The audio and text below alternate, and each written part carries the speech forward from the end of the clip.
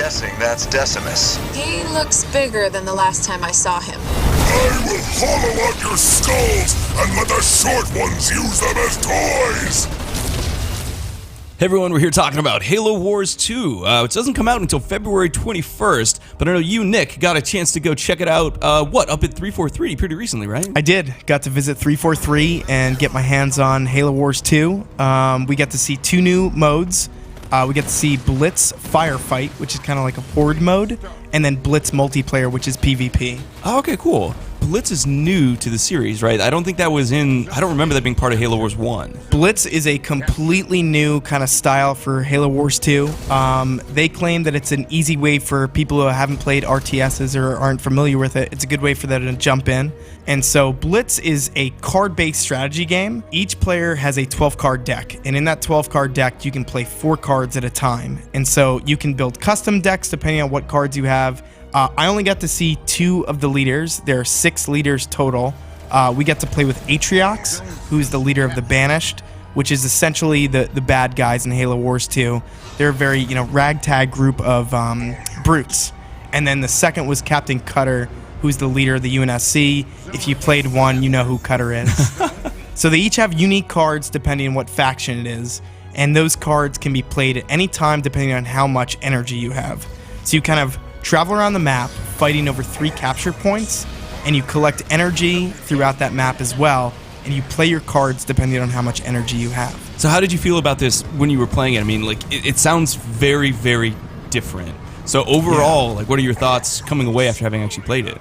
I know that they're obviously going to have the classic multiplayer mode, which is like deathmatch, where you build your base up and you create resources and you research certain types of units, which is kind of the way that most RTS work, and so you kind of pick and choose the way you want to build your army. Right. But in that sense, it is the same kind of thing where you can build your custom deck in the way you want to play.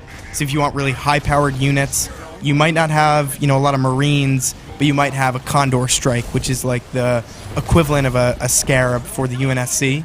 So you can play it that way, but it is weird as the cards kind of come out randomly.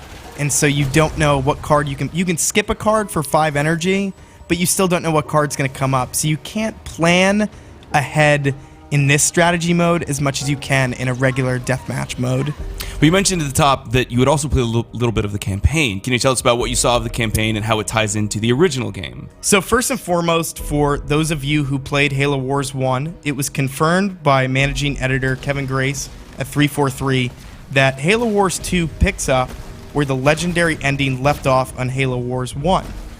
So the specific mission that we got to play was pretty straightforward, kind of felt like the original Halo Wars 1, where you have a group of troops and a Spartan, Jerome, who is also returning from Halo Wars 1, and you're pushing your way through the map, kind of fighting different banished forces as they come at you. But what was very different in Halo Wars 2 versus 1 was that at the end of the mission, we get to meet a very specific character who is an Atriox leader. His name is Decimus, and he has kind of a boss battle where you send all your troops after him, trying to fight him, and he uses all these new kind of unique banished weapons. It reminds me of the cleansing beam from the original. It's these beams that come down and kind of strike your entire force.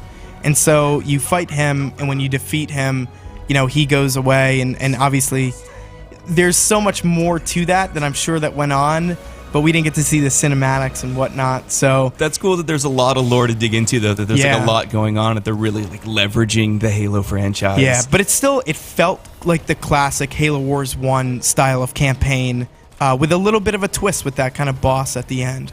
It's nice that they're mixing it up. And as you mentioned at the beginning, it's been 8 years since the original, or by the time this game comes out, it will have been 8 years. So it's nice that they've mixed it up a little bit and grown the franchise in that time. Absolutely. So I'm sure, given that we have another 4 months till the game is out, we're going to have plenty more on this before launch. So stay tuned to GameSpot.com for more on Halo, Halo Wars, and, video games.